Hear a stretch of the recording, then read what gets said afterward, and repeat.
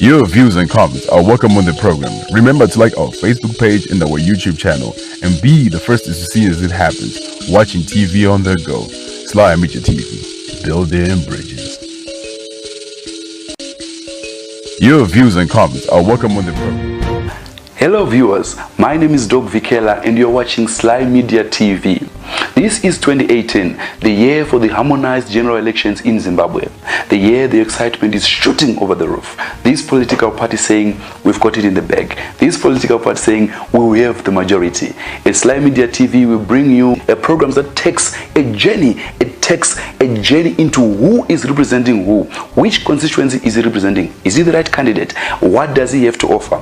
Hashtag the candidate 2018 will be interviewing your candidates from your different constituencies. Be it senators, councillors, MPs, even the presidential candidates, and we hear their manifestos, we hear their promises. The good part is, as they promise, you will be able to interface with them. You'll be able to send us questions to ask them, what is it that is burning in your heart?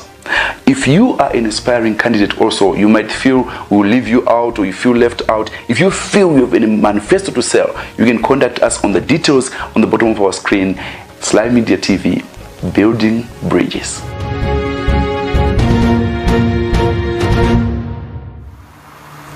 The issue of splitting in MDC is not new. Nearly before or after every election, there is another MDC which offshoot from another MDC.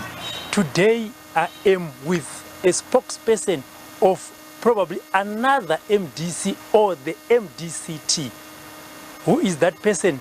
The person is Obed Gutu. We don't know whether he is still with the other MDCT or the MDCT. But what we also know is they have a congress which is coming on the 21st of April in Bulawayo to discuss more, and to discuss more of these I have that man. Bagutu. Magadize. Diribo, comrade of money. MDCT. Is it MDCT Coupe or MDCT the one T for Morgan Trangirai? Let me make it very clear. Let me put it beyond a shadow of doubt. Very clear. We are the MDCT, the real, rightful, lawful, legitimate, and constitutional MDCT. There is absolutely no ambiguity or ambivalence or doubt about that. So, obviously, not being the spokesperson of MDCT. I'm the official spokesperson, duly elected spokesperson of the MDCT. But the last time we read, you were fired or expelled from MDCT. Yeah, I also read about that. A bogus expulsion by a bogus leader leading a bogus national council.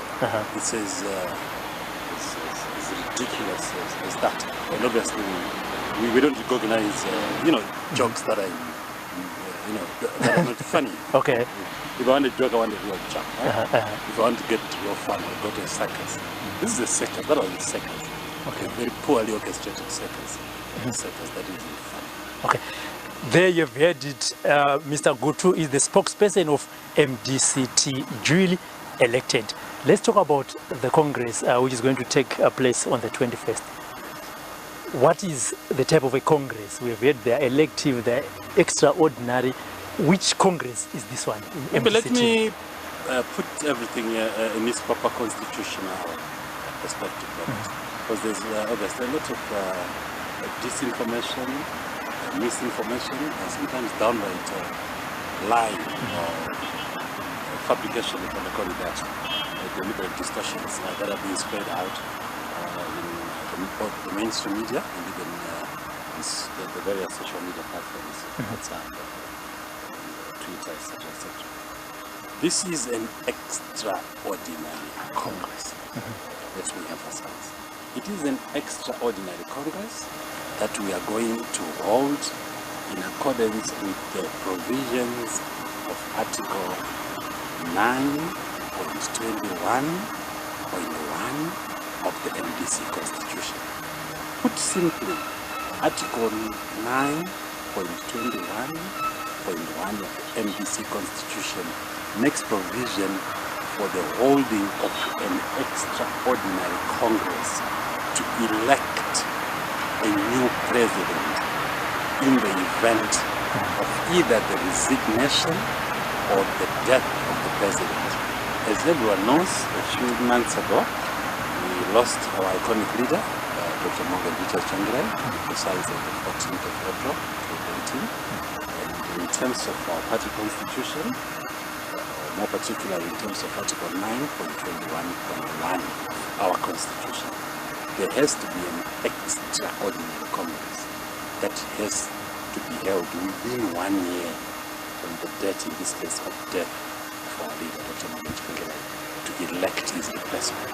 So basically, that is the main thrust or the main purpose or the main inputs of the extraordinary Congress that we are going to hold in the beautiful historic city of kings and queens in Bulawayo this Saturday, the 21st of November. So who is coming to that extraordinary Congress? The constitution of the party, we have invited all congressional delegates. We have given the relevant notices to all the various organs of the party in terms of the party constitution.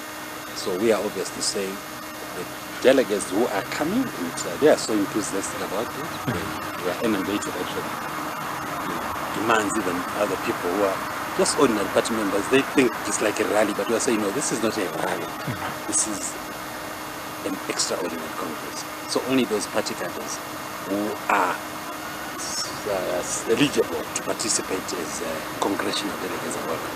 So that is obviously done in terms of the constitution.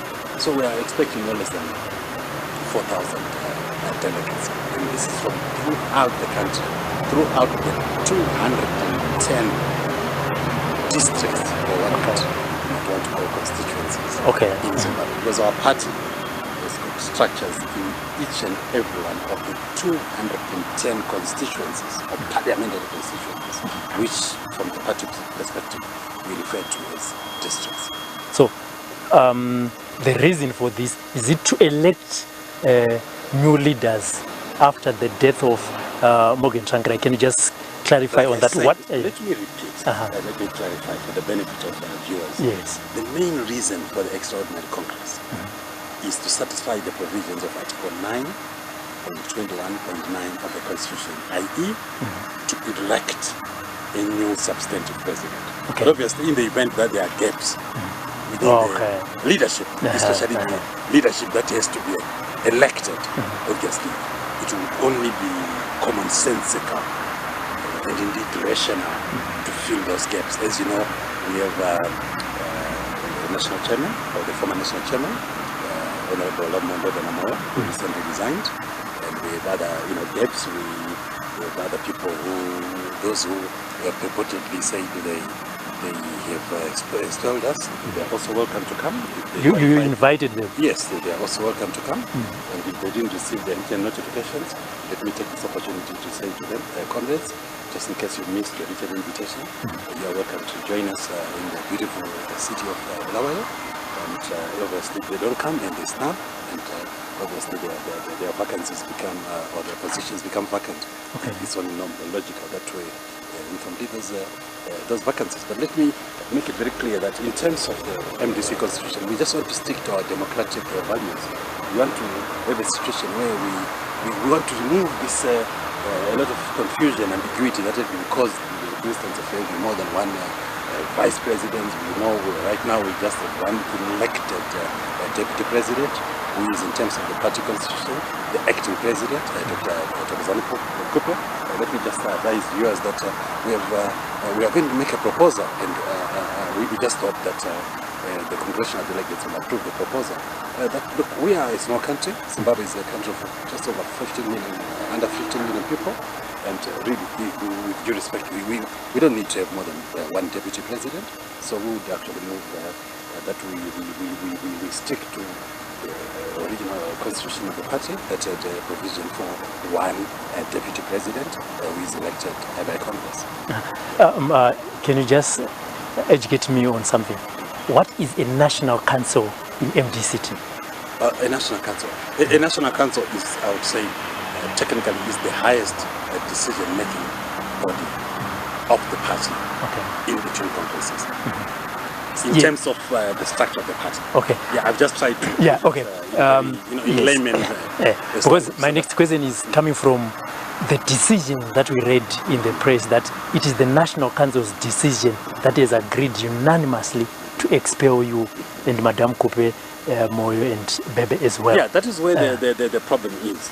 To say which National Council is this? Who was chairing that National Council?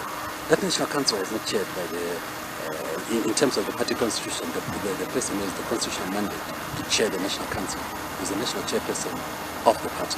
And at that time, I understand that Honorable Lamondo Danamoyo was still the national chairperson, and he did not chair that bogus or those bogus National Council gatherings. They were as bogus as they come. Like I say, they were big jokes that were terribly unfunny. So we also look and say, who are saying they are the president of the party?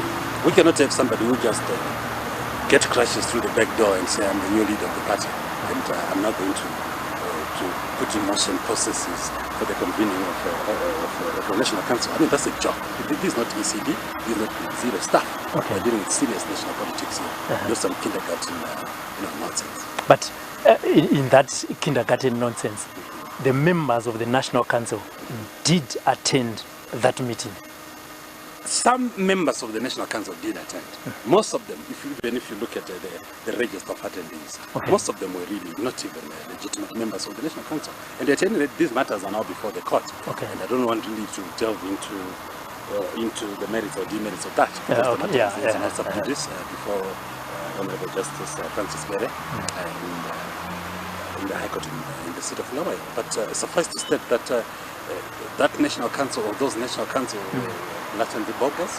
That's why some of us, my colleagues, myself and my colleagues, we obviously reject whatever resolutions they came up with the contempt, the utter contempt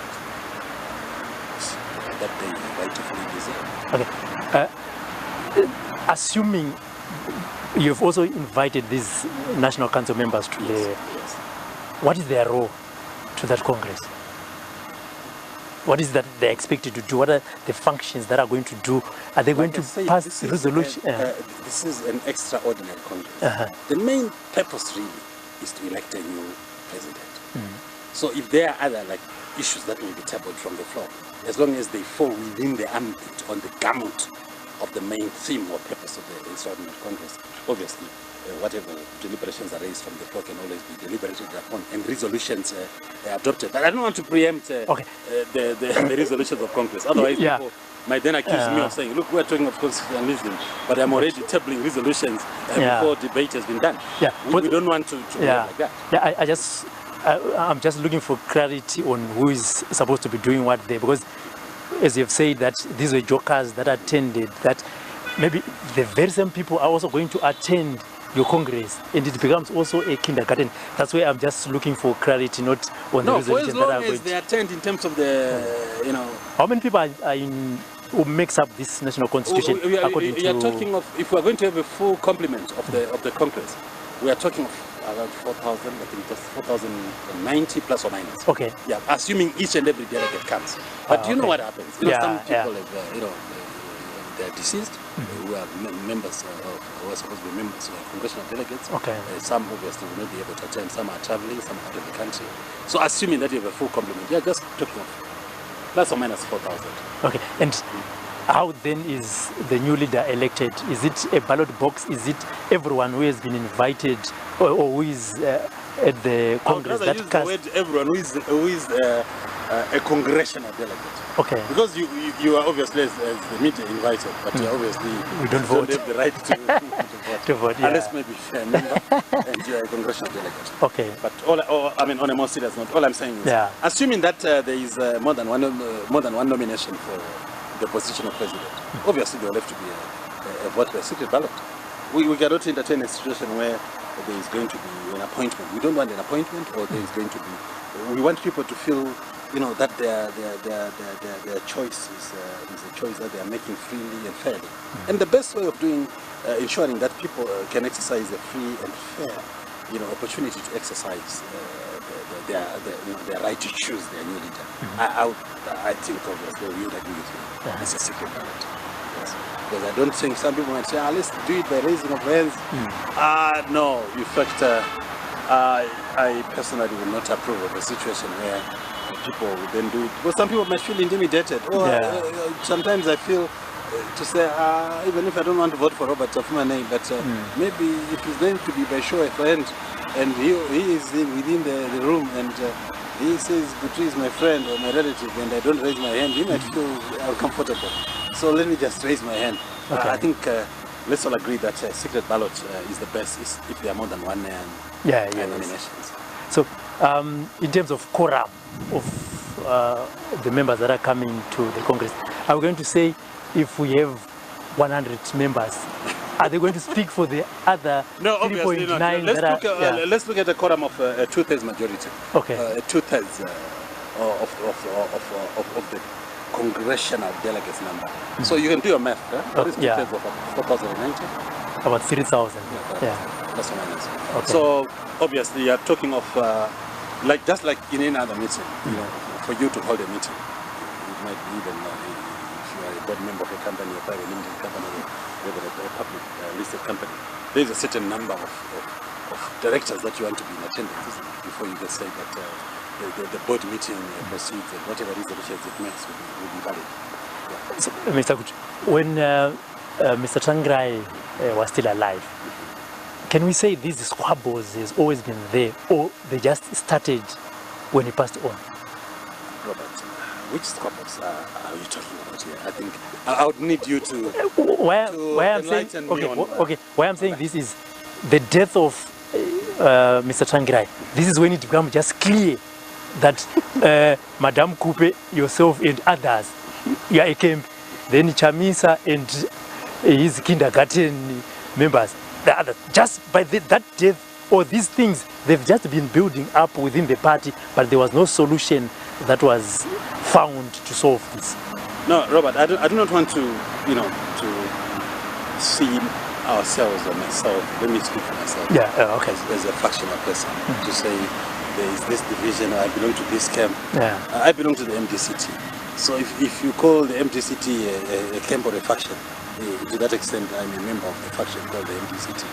So some of us passionately, very, very, very passionately believe in constitutionalism and in the rule of law. And to say that if I'm a member of a certain organization which has got rules and regulations, particularly which has got a written constitution like in our case, then I have to be bound by those the constitution of that organization. In the same way that if you're a member of the church, and the church has got a constitution, more so a written constitution. But honestly, you're saying whatever I'm doing, my behavior, my conduct has to be within the four corners of that constitution. If I then deviate or go beyond the four corners of the constitution, then I would have breached the constitution. So this is how I look at myself, to say, look, whatever I'm doing, whatever I've been doing, whatever I've been saying, it's anchored on the basis of constitutionalism, on what the constitution of the MDC says. Okay. Mr. Gutu, I wanted to clarify this as well. There's also been information that has been circulating that the MDCT, led by acting president Madame Kupe, did not want the alliance and to have a single candidate that will contest in that by bringing in BT and Professor Ncube and others into that. You wanted to go to elections as MDCT led by Morgan Tsvangirai and contest also with PDP and MDC led by Professor Osman Ncube. But the camp, excuse me for using that word, because I want to distinguish the two. I see you're very fond of using it.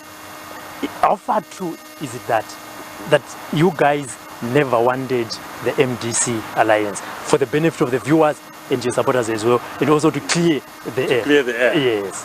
If you go back to some of my writings, once in a while I enjoy writing. I take writing as well. Yeah, I also follow you. Not that I believe in what you're writing. You do. Anyway, on a more serious Yeah. If you follow what I've been writing, especially going back to even before the 2008 elections, I think I started writing about the issue of, from a personal point of view, of the issue of the Grand Coalition. If I remember very well, it was around 2007. There are articles that are published, that are in the public domain, that were published by the mainstream newspapers in this country. online publications. I'm sure you. Yeah. Yeah. You can search those on the internet to get them. Where I was actually already, from my own position as a politician and also writing as a Zimbabwean citizen, a Zimbabwean patriot, actually advancing the need for a grand coalition. To say there are so many opposition parties in Zimbabwe. Most of them, they are small. Most of them, because of being by nature being small, they don't have the capacity to take on this behemoth called ZANU-PF, a party that has been in existence since maybe some of us, the time we were born or about to be born. I mean, ZANU-PF has been there for more than 50 years. So we are saying there's no point to have a multiplicity of small, underfunded, incapacitated opposition political parties facing one major political party, which is the ruling party. Why don't we, as democratic forces, come together, form a grand coalition of opposition political parties? The main purpose of that grand coalition is obviously to make us stronger, so that, for instance, in instances where we would split votes,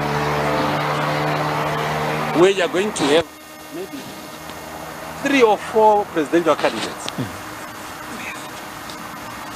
as opposition parties, with 3 or 4 opposition presidential candidates, it would make sense to have one. It would make sense to have one. To have one.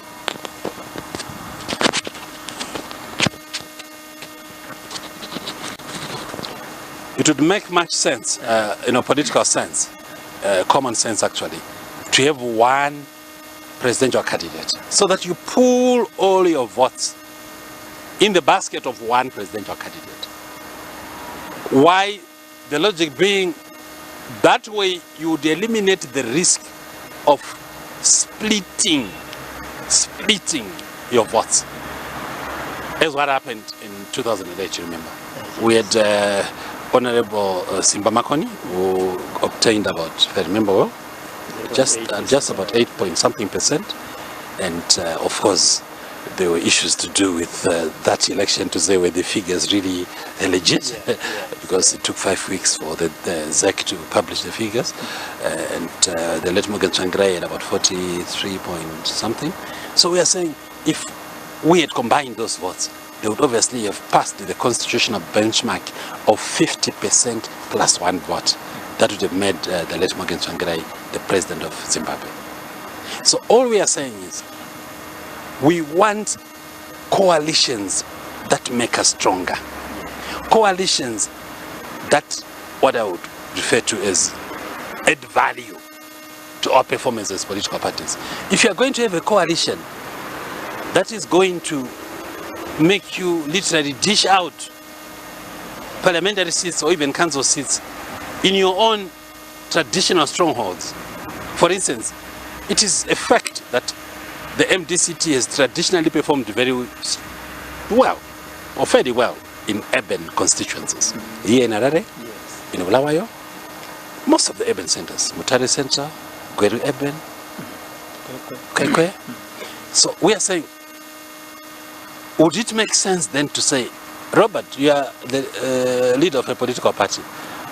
We are strong here in Harare as MDCT. We are going to give you 5 seats out of the 24 parliamentary seats in Harare as a coalition. Would you call that strengthening the party? But if you say, look, MDC, you have traditionally performed rather badly in, for instance, the Mashonaland provinces, Mashonaland East, Mashonaland Central, and Mashonaland West.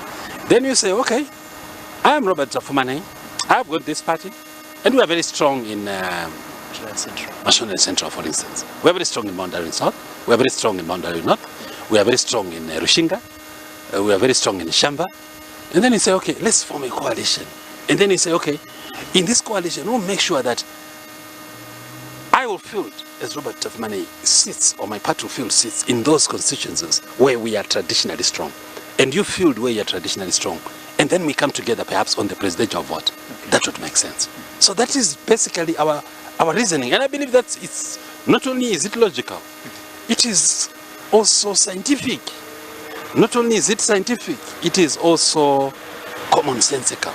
We are simply saying, suppose you own a fish pond, you have got a dozen fish in your fish pond, and you decide one day to say, "Good, I think let's fish in my fish pond and eat the fish," and then you say, "Good, let's come and fish." You know that you've got 12 fish. So if you invite Gutu, we can only have a maximum of 12 fish. But if you say, Gutu, why don't you bring the fish that you have in your fish pond and put in my fish pond? Or we get a fresh fish pond and I bring my 12 and Gutu, you bring your 12. And we have got 24 fish. And we fish from there. Chances are, as one, chances are we might end up with 24 fish instead of 12 each. So that is basically the logic. You've talked about your reasons why you supported the coalition. Yes. And also to say that I've actually, through my writings, even before this MDC Alliance issue came into existence, I actually very passionately propounded the idea of a grand coalition. It's there in the public domain. Yes, and now, Mr. Gutu, so I can't be accused now to say Gutu is under alliance now. Hold on. With you're passionate about the coalition, to fight against ZANU-PF, the ruling party. Now that the stronger opposition is now split, what does that mean to ZANU-PF? I'm not too sure whether we are split. Look, I have never heard me use the word split because no, it's me, because anyway, the word split, Robert, it's too strong. It's there. But all I'm saying is, look, this is politics. I'm reluctant to use the word split. The word split is too strong. Okay. All we are saying, some of us have always stood by the Constitution. And obviously we have received so much bashing. If you're one of my Twitter followers. Instead of getting angry, I actually laugh. I know people, they throw tantrums on Twitter. Hey, good to room hey, what? Hey, what? And I just laugh to say, look, Maria Zanu, Maria Zanu now. Yeah, I've always been very consistent. Yeah. Go back to the time that I got actively involved in politics. There is no way I've deviated. I've been as straight as an arrow. Yes. So some people get so emotional about it. They get so worked up and say just because I've stuck to principle, I've stuck to constitutionalism, I've stuck to the rule of law, they want me to go with the wind, even if the wind is contaminated. And I say, no ways. Chero mchiti makawanda, kana makawanda mchita zvakashata, garai ukoko, muri moga, mchita zvakashata zvenyu, atisvike ikoko. But, okay, in terms of numbers, as you're saying you're a principled person and you've always been for constitutionalism. Now with what has happened with MDC-T, I mean, you sticking to there, these people sticking to there, what is it called? What has it brought in the party? I mean, what has it brought as in what? Besides say, bringing in what I've said, the splits, like the tantrums that we're getting on Twitter, people getting angry. I also read some of those things. Sometimes I feel if I'm not Robert Abmani, I should also throw. But I'm saying no. No, that's me, okay. I cannot do this. But for me, don't you think it has brought more harm, within the party? Yeah, I think it's unfortunate that as Zimbabweans, we have this. We practice politics, or some of us practice politics, where we believe that if there's a difference of views or of a view, that whoever doesn't share my view is an enemy, and I should shout at him or her. I should literally denounce him and say all sorts of bad things. You are a sellout, or you are a wizard, Urimuroi, Uri Judas Iscariot, what, and I think it's a culture of intolerance that we have in this country. Maybe because from the time that we got independence in 1980, we never really had an opportunity to have leaders who, especially in the ruling party, who inculcated the spirit of nationhood or unity in diversity. To say, look, we might share different views on a particular issue or particular issues, but that doesn't make Robert my enemy. Simply because maybe Robert belongs to party A and I belong to party B. or Robert believes that party A should follow this route, I'm also in party A, but I believe that party A should follow a different route. Then we automatically become enemies. We beat each other up, we kill each other up. That's why you notice that even our electoral history, the history of electoral violence in this country, you know, people get killed during times of electioneering, women get raped, houses get burned down, because there's so much intolerance.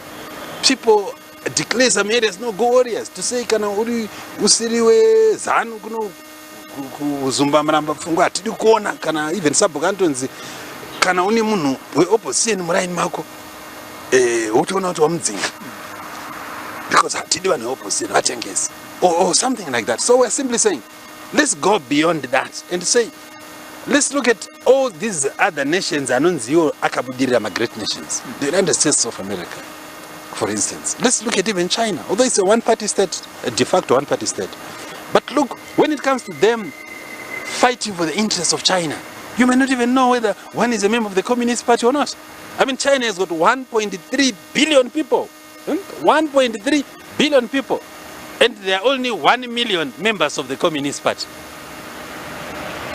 Which would mean that the great majority of Chinese people are not members of the Communist Party, of the governing party in China. But look, when China or the Chinese are pushing an agenda to develop China, that's why you find Chinese are everywhere. They're in South Sudan, they're here in Zimbabwe, they're everywhere, they're in Morocco, they're in Libya, they're in Uganda, they're everywhere. And they make sure that whatever they do, at the end of the day, they will make sure that they benefit their home nation. They build China, brand China. I think as Zimbabweans we should learn from that. Not good, Robert, because you were son, you need to MGC.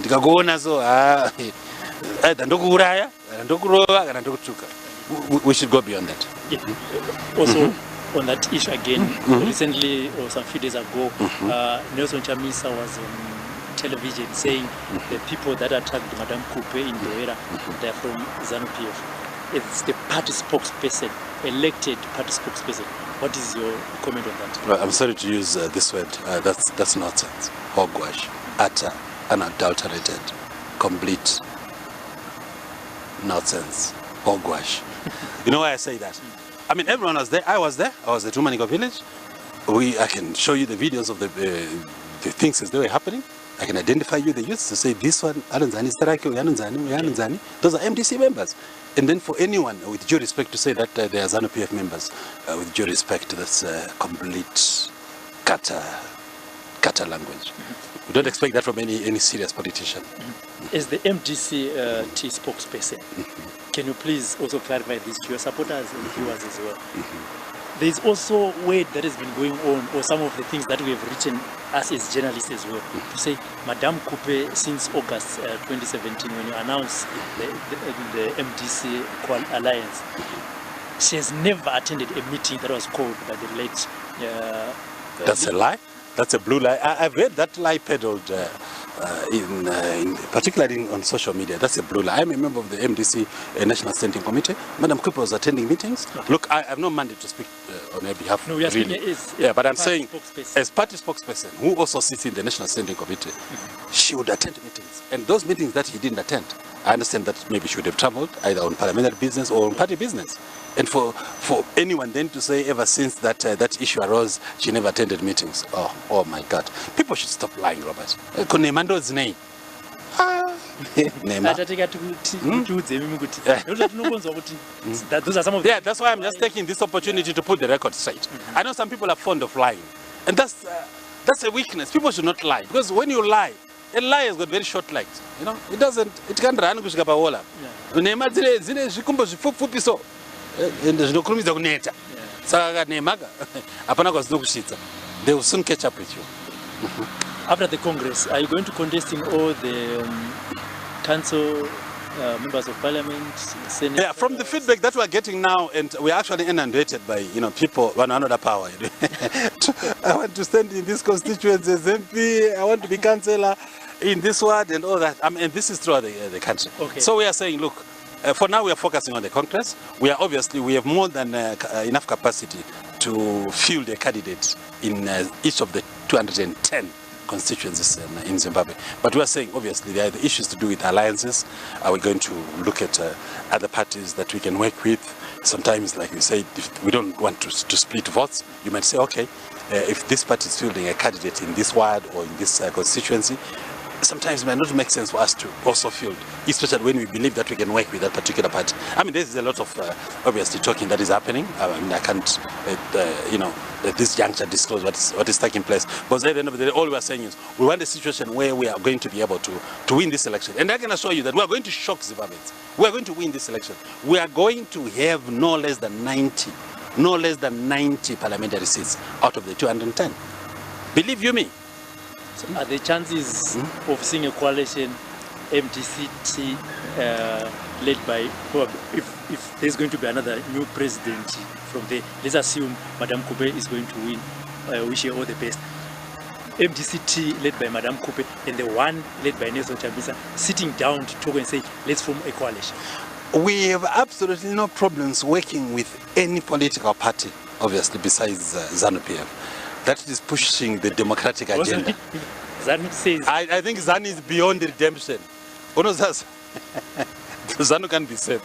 They simply have to be dissolved and start all over again. So, I mean, all I'm saying is, back to your question, we have absolutely no problems to talk to our brothers and sisters in any other opposition political party, for as long as we share the same beliefs regarding a grand coalition whose main purpose or gamut is to strengthen the opposition's electoral performance.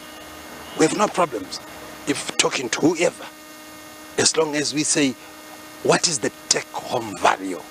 If the take-home value is a victory for the opposition, for the democratic forces, we have no problems. And as we close, are you also going to contest, because as politicians, you may change with certain developments. The last time I checked, you were eyeing Harare East.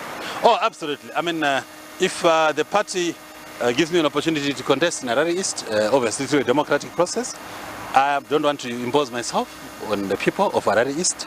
And if through a democratic process I'm given an opportunity to contest in Harare East, which is obviously a constituency which I call home. I've stayed in Harare East for 17 or more years and I'm still staying there. And obviously if I'm democratically chosen to be the party candidate for Harare East, definitely I'm going to stand. And not only am I going to stand, I'm going to win. Because we are doing a lot of work in Harare East. I'm absolutely confident that it will be a walkover. A complete walkover. Okay. Mutairo my last question on MDC, the name MDC. When Professor Washman left, he went with MDC. MDC 99, then we have MDC-T. What's in that name that everyone who disagree with others will still stick to MDC? I would like to say, from my own point of view, I mean, it's a brand. Okay. It's a brand. I mean, just like the brand Coca-Cola. Everyone knows that Coca-Cola. Tichikura isikuru zeva wakagutu. Taingoti chero ukapuwa fanta ngoti ndapuwa ndamwa Coke. Ukapuwa fanta ndamwa Coke. Ukapuwa Aspirator green ya ndamwa Coke. I mean, it's a Coke being a brand. So I would say that is what is in the MDC. Okay. It's a brand. Yes. And the logo for MDC that is going to have a congress on the 21st. Do you have a logo? Are you going to... Yeah, yes, we definitely have a logo. I do not want to preempt because obviously congressional delegates will have to deliberate and choose or approve the logo or reject it. I do not want to usurp the functions of Congress, but we have an exciting logo, a logo that obviously speaks to what the party has always stood for. It's an exciting, brilliantly done by one of Zimbabwe's finest graphic artists. Yeah, we have it. And I'm sure people are going to be excited. Mr. Gut, your last words to MDC-T supporters and others who wants to join MDC-T. My last words to MDC-T supporters and the Zimbabweans in general is that as Zimbabweans, we should stick to our values as Zimbabweans. The values of peace, the values of love, the values of empathy, the values of tolerance, the values of solidarity. And that at the end of the day, Zimbabwe comes first. And this habit of, calling each other names, this habit of pull her down, this habit of resorting to violence, if we don't agree on particular issues, we should simply renounce and denounce violence across the political divide, both intra-party violence and inter-party violence. We don't want any violence within political parties. We don't want any violence across political parties. Let's accept to say we are, at the end of the day, we are together as one. We are one Zimbabwe, one nation. Amandla. Go ahead. How do you handle insults on social media? You know what? Insults on social media, they make me, I laugh. And if I have time, I go home and after a hard day's work, after a lot of bashing on Twitter, you know what I do, Robert? Yeah. I would enjoy a glass of red wine, nice red wine, to drown the insults, drown them away. I don't really, I mean, my skin is so thick, I don't take them to heart. Because I also do the same after a hard day's work. I go to some interesting status, then I read which has posted this, then I immediately go to the comments. Sometimes you end up saying, it's almost me. You see now. And sometimes before I even finish tweeting. No, they are. I mean, my wife, she's a very brave woman, so applies to my kids. I mean, they know I'm a politician, and they accept that in politics you have to. They call it. One of my daughters calls it politics, Daddy. She calls me Papi. Papi, politics is the school of hard knocks. So you have to be able to take hard knocks, and I think I can take hard knocks. Is Chamisa also invited to Bulawayo? Obviously, if he wants to. He's a congressional delegate. He's welcome. We made sure we send our guys to deliver. I don't know whether they managed to deliver that more than a month ago in terms of the time limit provided by the Constitution. All congressional delegates are welcome, and there's enough security. No one will be beaten. We don't. What? No. Thank you very much. Thank you very much for giving me this opportunity to talk to Zimbabweans. Together in Bulawayo to see how constitutionalism is. Oh yeah, absolutely. And there'll be a lot of fun, music and Zimdanzo. Even as a good, I'm gonna dance as good.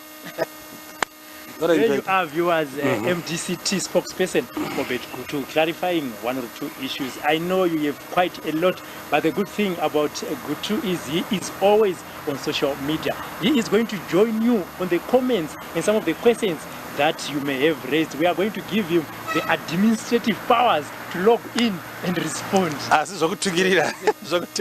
not going to, obviously it will be difficult to respond to insults. But honestly, if you've got serious issues and questions, please ask him. He will respond there. The good thing about, especially Facebook, there is reply and share. You do that after your response has been responded to. Please also share so that the MDCT supporters and also those that want to join this party will join. My name is Robert Tafmane and Sylvester Tafmane behind the camera. Ciao, ciao. Ciao, ciao. Hello viewers, my name is Doug Vikela and you're watching Sly Media TV. This is 2018, the year for the harmonized general elections in Zimbabwe. The year the excitement is shooting over the roof. This political party saying we've got it in the bag. This political party saying we will have the majority. At Sly Media TV we bring you a program that takes a journey. It takes a journey into who is representing who. Which constituency is he representing? Is he the right candidate? What does he have to offer? Hashtag the candidate 2018 will be interviewing your candidates from your different constituencies, be it senators, councillors, MPs, even the presidential candidates, and we hear their manifestos, we hear their promises. The good part is, as they promise, you will be able to interface with them. You'll be able to send your messages. You can even send us questions to ask them, what is it that is burning in your heart? If you are an aspiring candidate also, you might feel we'll leave you out or you feel left out. If you feel you have a manifesto to sell, you can contact us on the details on the bottom of our screen. Sly Media TV, building bridges.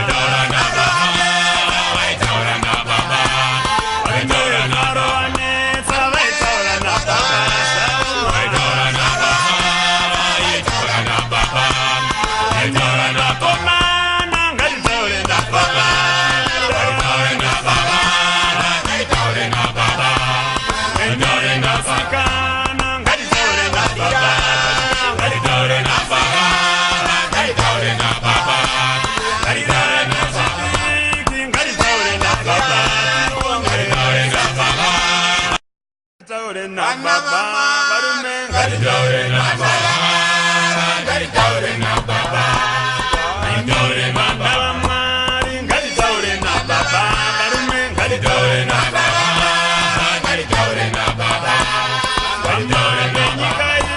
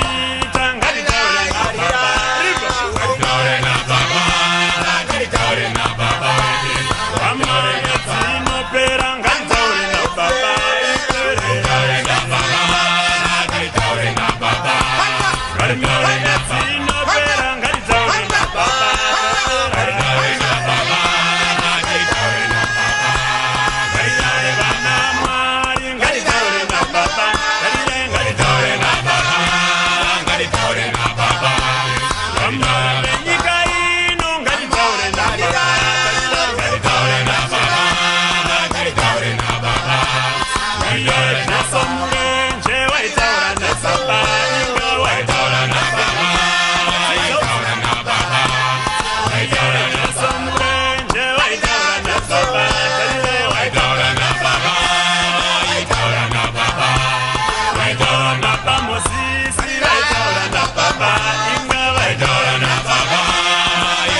na baba